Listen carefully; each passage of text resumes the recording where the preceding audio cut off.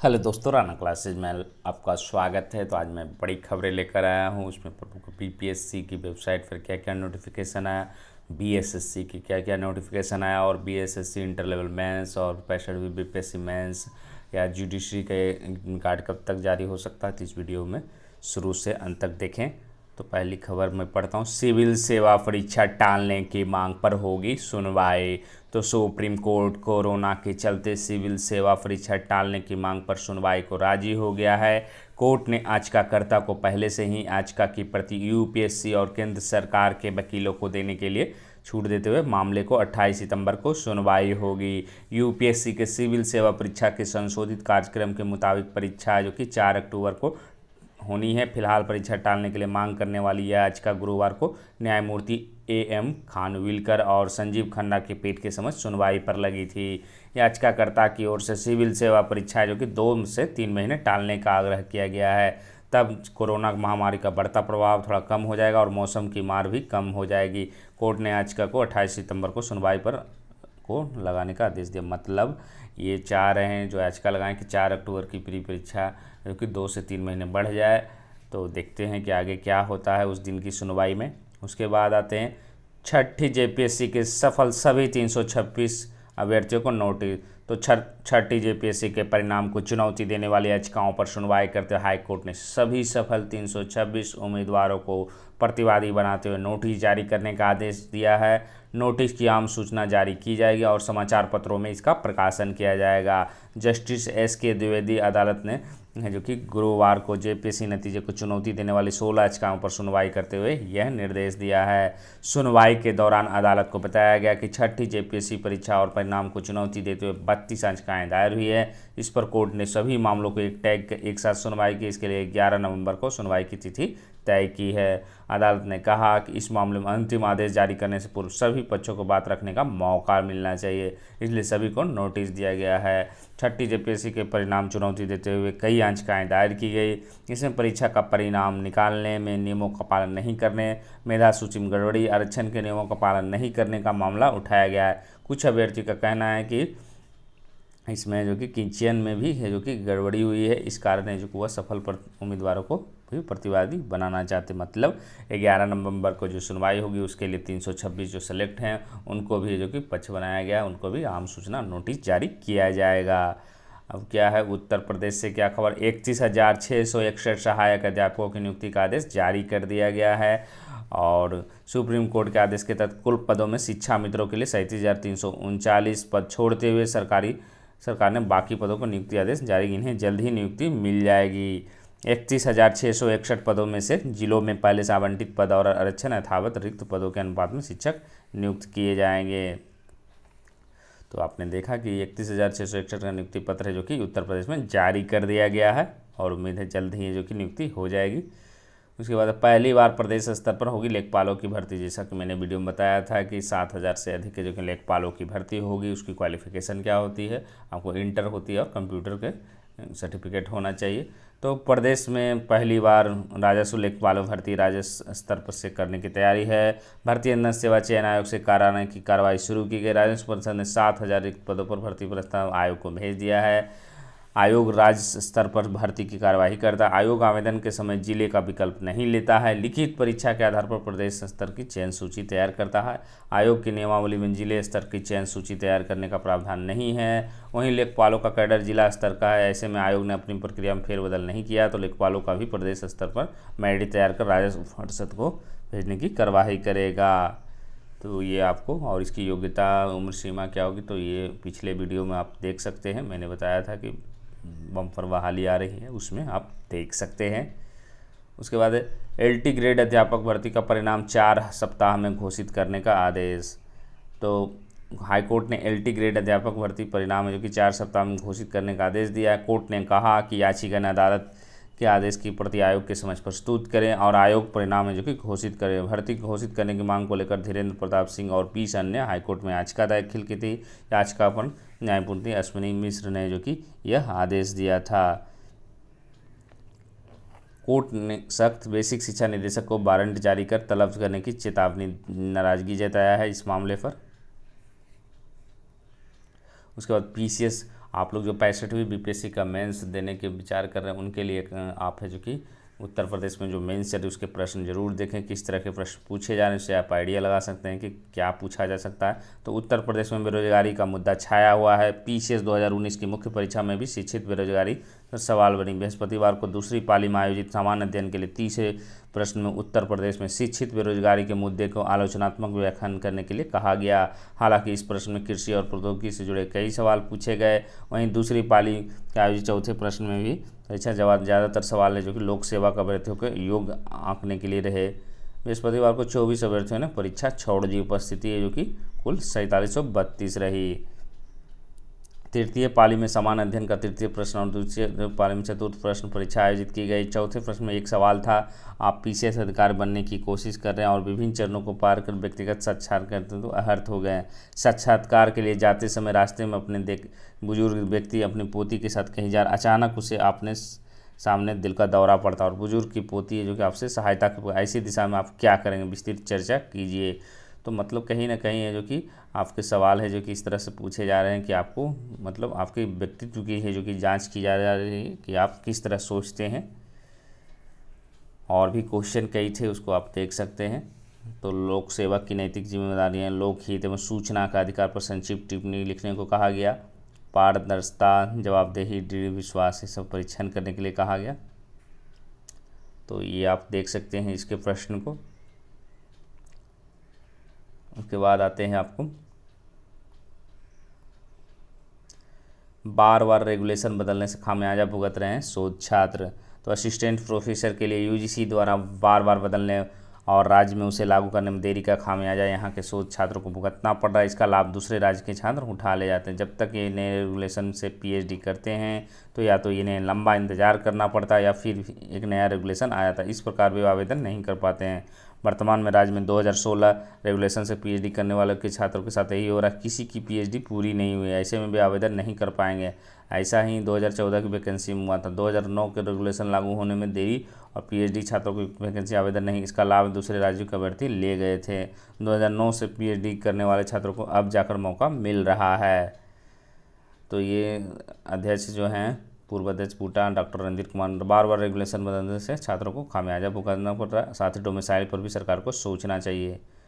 जो भी राज्य डोमिसाइल लागू कर रही है गलत है, इससे यहाँ के छात्रों का हक मारा जा रहा है। वे संविधान के अनुच्छेद 16 का उल्लंघन कर रहे हैं। डोमिसाइल पर भी बिहार के छात्र डोमिसाइल लागू करने की मांग राज्य सरकार से कर रहे हैं। छात्रों का कहना है रेगुलेशन लाने होने में देरी से वे न तो अपने राज्य में ही नौकरी ले पाते हैं, न ही दूसरे राज्यों में मौका मिलता है। नेट जेआरएफ को कम प्राथमिकता देने पर रोष। उधर नेट जेआरएफ के छात्र नई वैकेंसी खफा हैं। पीयू हिंदी विभाग के छात्र देवानंद कुमार 2016 रेगुलेशन से पीएचडी भी करते हैं, कहते हैं कि नेट या जेआरएफ होने का फ़ायदा नहीं क्योंकि हम नियुक्ति में पिछड़ जाएंगे। नेट के नए पैटर्न से छात्रों ने किया परेशान। तो यूजीसी नेट 2020 की परीक्षा गुरुवार से शुरू हो गई। नेशनल टेस्टिंग एजेंसी द्वारा पहले दिन शिफ्ट में 19 और दूसरे शिफ्ट में 10 विषयों की परीक्षा हुई। परीक्षा पैटर्न देखकर परीक्षार्थी काफ़ी परेशान हुए। सब्जेक्ट के प्रश्न रिसर्च से आधारित है जो कि प्रश्न ही ज़्यादा पूछे गए, जबकि कई सब्जेक्ट में जीके जीएस के कुछ प्रश्न पूछे गए थे। परीक्षा देकर निकलने वाले स्टूडेंट ने कहा कि शिक्षण अभिरुचि शिक्षा मेथोडोलॉजी पर ही प्रश्न है जो कि पैटर्न सेट किया गया था। परीक्षार्थियों का कहना था कि गहराई से पढ़ने वाले स्टूडेंट का कुछ फ़ायदा मिलेगा। आज भी होगी नेट की परीक्षा। उसके बाद आते हैं बीपीएससी की क्या लेटेस्ट अपडेट है। तो बीपीएससी है जो कि आपको बहाली निकाली है, इसको आप देख सकते हैं। अभी भी विज्ञापनों का दौर जारी है। तो विज्ञान एवं प्रौद्योगिकी विभाग बिहार पटना के अंतर्गत राजकीय अभियंत्रण महाविद्यालय में सहायक प्रौद्योगिकी में भौतिकी के कुल 59 पदों का निकला है। आप देख रहे हैं अनारक्षित के 24, आर्थिक रूप से कमजोर वर्ग के 6, अनुसूचित जाति के 9, अत्यंत पिछड़ा वर्ग के 10, पिछड़ा वर्ग के आपको 8 और पिछड़े वर्ग की महिलाएं के 2, टोटल 59 पद हैं। इसमें आपको वेतन स्तर 10 का 57,700 शुरू होगी। योग्यता क्या रहेगी, आधारभूत विज्ञान, सामाजिक विज्ञान, मानविकी के विषय में संकाय के लिए भर्ती प्रोन्नति हेतु अर्थात यूजीसी अधिसूचना समय समय पर जो कि जारी किया जाता है उसके अनुसार रहेगा। और इसकी परीक्षा उम्र सीमा है जो कि आपको 22 वर्ष से जो कि न्यूनतम है, अधिकतम की कोई चर्चा नहीं है।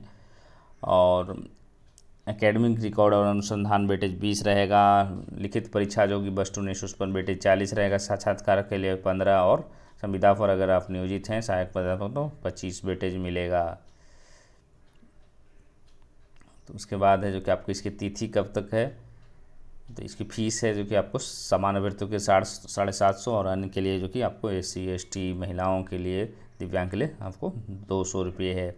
आवेदन आप 25/9 से जो कि स्टार्ट कर सकते हैं, आज से 22/10/2020 है जो कि ऑनलाइन आवेदन भरने की अंतिम तिथि है। और स्पीड पोस्ट जो पहुंचना 5/11/2020 तक है जो कि पहुंचना है।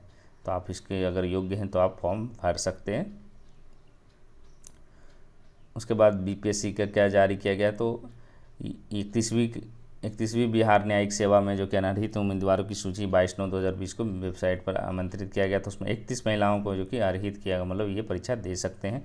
आप देख सकते हैं जिनके नाम होंगे, ज़्यादातर जो कि इसमें लड़कियां ही हैं, गर्ल्स ही हैं, आप देख सकते हैं। वेबसाइट पर भी जाकर आप, इसका मतलब हो कि आपका एडमिट कार्ड है जो कि जल्द ही जारी होने वाला है 31वीं न्यायिक सेवा का। और क्या दिया हुआ है, विज्ञापन संख्या 5/2020 के अधीन खान एवं भूतत्व विभाग बिहार के अंतर्गत है जो कि आपको ऐच्छिक विषय चयन करने के लिए ऑनलाइन प्रक्रिया 8/9 से 17/9 तक किया गया था। कतिपय उम्मीदवारों के ऐच्छिक विषय चयन नहीं किया था, ईमेल के माध्यम से जो कि चयन करने का है जो कि विस्तारित किया गया 25/9 से 4/10 तक है जो कि आप कर सकते हैं और इसको जो कि चेंज कर सकते हैं अपना ऐच्छिक विषय को। तो ये रही BPSC की जो अपडेट थी। अब आते हैं PSSC की अपडेट।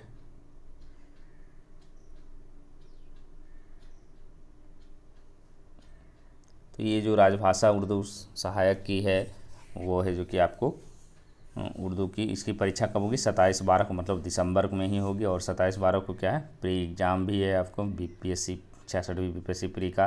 फिर आप देख रहे हैं कि सहायक उर्दू अनुवादक के सभी परीक्षा, ये 20 तारीख 12 को है आपको। और इसकी परीक्षा पहले भी निकाली गई थी, ये टलती रही है, लेकिन परीक्षा आयोजित होगी। और ये किसकी थी, तो सहायक उर्दू अनुवादक का है ये।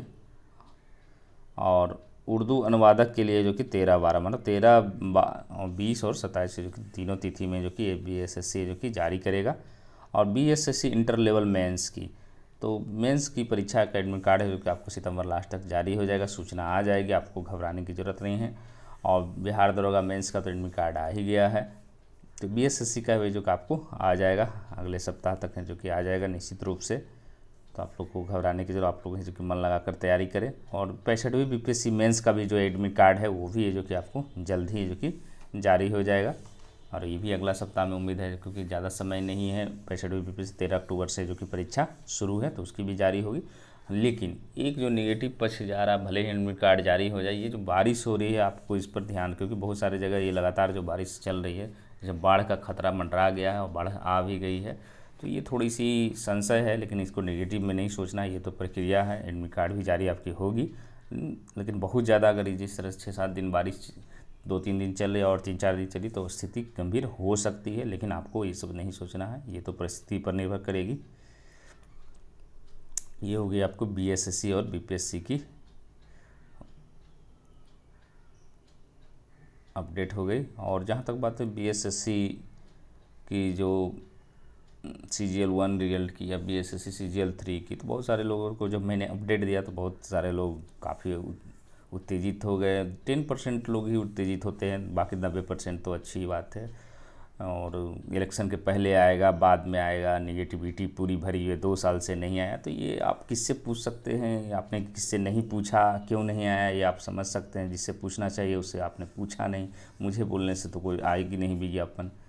तो आप लोगों को जिससे पूछना चाहिए था उससे पूछे नहीं, तो आपको ये सोचना पड़ेगा। और मेरे पास जो अपडेट रहती है, मैंने कल अपडेट कर दिया था कि अब किसी को मैं कह दूं कि आज ही रिजल्ट आएगा BSSC CGL 1 का और नहीं आया तो फिर कहेंगे कि इसीलिए मैं डेट अब नहीं दूंगा। जिसको अब आप लोग जहाँ से भी पता करना, हेल्पलाइन नंबर है आपको BSSC का, उससे भी आप पता कर सकते हैं। और जो लोग कहते हैं कि कुछ भी नहीं आएगा, उनसे भी आप पता कर सकते हैं कि इलेक्शन बाद आएगा या आएगा ही नहीं, अगर निगेटिविटी। तो आप लोगों को अगर कोई सही सूचना देता है तो आप उनके पास जा सकते हैं, उनसे पता कर सकते हैं। मेरे पास जो सूचना रहती है मैं आप लोगों को अपडेट कर दिया हूँ। और सही होगा गलत होगा, बहुत सारे लोग कहते हैं कि आप गलत, आपकी सूचना ही हुई, तो निश्चित रूप से गलत हुई। लेकिन अगर मैं गलत था तो किसी को तो सही देना चाहिए, किसी ने सही नहीं दिया, तो इसका मतलब है जो कि कहीं ना कहीं कुछ तो बात है। तो क्योंकि अगर कोई भी, मतलब आपको गुमराह कोई कह रहा है कि आपको BSSC CGL 1 में जो कि पुराने 450 वैकेंसी खाली थी, ये थी वो थी, वो सब कुछ नहीं है। और जहाँ तक बात है कि BSSC CGL 3 से पर्सनली तो मुझे कोई फ़ायदा नहीं है।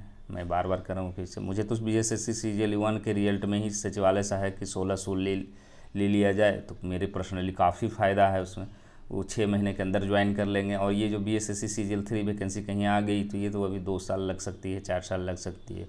तो जितने जल्दी जो सचिवालय सहायक की सीटें भरेगी BSSC CGL 1 से, तो हमारे लिए तो काफ़ी अच्छा होगा, हमारे विभाग के लिए भी अच्छा होगा। जल्दी जल्दी जो कि 1600 सचिवालय सहायक मिल जाएंगे।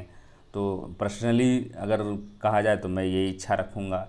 मैं BSSC CGL 3 के विज्ञापन से मुझे कोई लेना देना, ना ही तो मेरा परिवार है ना कुछ है। नहीं भी आएगा तो उससे कोई असर नहीं है। मुझे तो BSSC CGL 1 रिजल्ट से है पर्सनली कि जल्द से जल्द प्रमोशन होंगे, सारे सीट में स्ट्रेंथ बढ़ेगी और कार्य करने की क्षमता भी बढ़ेगी। तो आप लोग जो सोच रहे हैं BSSC CGL 3 से मुझे कोई फ़ायदा है, तो मुझे कोई फ़ायदा नहीं है पर्सनली। लेकिन आप लोगों के लिए हेल्प कर देता हूं। तो कुछ लोग हैं जो कि सोचते हैं कि BSSC CGL 3 विज्ञापन आएगा तभी है जो कि मैं रहूँगा, ऐसी बात नहीं है। मेरा उद्देश्य एक परीक्षा के लिए नहीं है। मेरा उद्देश्य है कि जो भी, अगर सब लोग कहते, जब मैं डालता हूँ तो कहते हैं सब लोग बहुत अच्छे यूट्यूब में बताते हैं या सोशल मीडिया, तो फिर ये गलतियाँ कहाँ होती है? ये फॉर्म भरने में गलतियाँ, फिर बाद में बहुत सारी जो गलतियाँ होती है, फिर फ़ोन आते हैं। और ऐसा नहीं, साइबर कैफ़े पर छोड़ तो कहीं ना कहीं है जो कि इन्हीं जो कमजोरियां हैं लड़कों को जो गलत भरते हैं, उन्हीं के लिए मैं कोशिश करता हूं। और डेट तो मैं जो पता चलता है मैं बताता हूं, उसमें मुझे कभी तकलीफ़ नहीं हुई कि गलत हो गया सही हो गया, मैं तुरंत बता देता हूं और बता भी दूंगा। लेकिन थोड़ा सा मैं आप लोग जो 10% है, 90% लोग काफ़ी है जो कि सिंसियर हैं। CGL 1 वाले कैंडिडेट काफ़ी सिंसियर होते, कभी भी अपशब्द नहीं कहे, ना वार्ता में ना कमेंट में, कभी भी नहीं। लेकिन जो नए लड़के होते हैं उत्तेजित हो जाते हैं कि नहीं विज्ञापन नहीं आएगा, इलेक्शन के पहले आप बोले 2 साल से नहीं आ रहा। तो मेरे कहने से विज्ञापन थोड़ा आएगा? आपने जिससे पूछना चाहिए था उससे तो आपने पूछा ही नहीं। आप मुझसे पूछते हैं, मैं तो मेरे पास जो लेटेस्ट अपडेट आता है मैं बता देता हूँ। तो इसी के साथ धन्यवाद।